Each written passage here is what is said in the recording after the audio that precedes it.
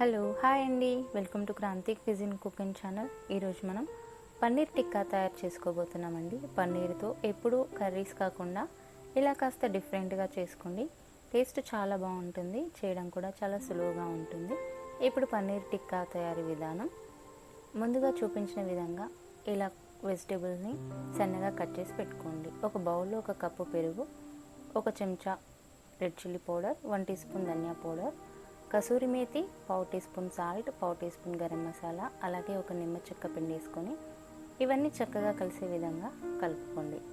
ఇలా కలుపుకున్న తర్వాత దీంట్లో మనం పక్కన పెట్టుకున్న వెజిటేబుల్ ముక్కలు ఏవైతే ఉన్నాయో అవి కూడా యాడ్ చేసుకోవాలి. దీంట్లో ఒక టమాటా, ఒక ఆనియన్, ఒక క్యాప్సికమ్, 100 గ్రామ్స్ పన్నీర్ ముక్కలు వేసుకొని చక్కగా ఈ పెరుగు మిశ్రమం ముక్కలకు పట్టే విధంగా కలుపుకొని దీన్ని పక్కన పెట్టేసుకోండి.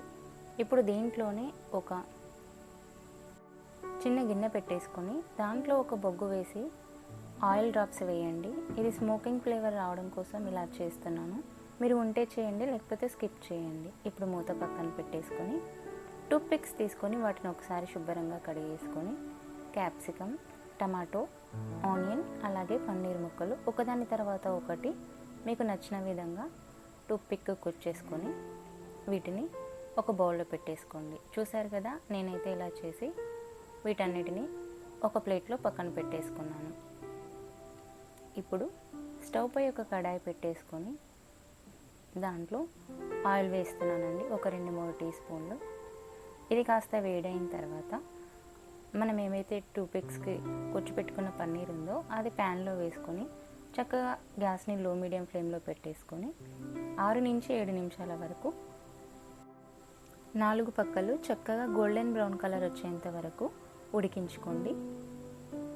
అలాగే ఈ చుట్టుపక్కల ఉన్న ఆయిల్ కూడా బ్రష్ తీసుకొని వాటిపైన స్ప్రెడ్ చేసుకోండి. చూసారు కదా, ఇలా గోల్డెన్ బ్రౌన్ కలర్లో వచ్చేస్తే సరిపోతుందండి. ఇప్పుడు వీటిని మైనీస్ అలాగే టమాటా కెచప్తో సర్వ్ చేసుకుంటే టేస్ట్ అనేది చాలా బాగుంటుంది. Thanks for watching. వీడియో కనుక మీకు నచ్చినట్లయితే లైక్ అండ్ సబ్స్క్రైబ్ చేయండి. ఇంగ్రీడియంట్స్ డిస్క్రిప్షన్లో ఉన్నాయి, చెక్ చేయండి.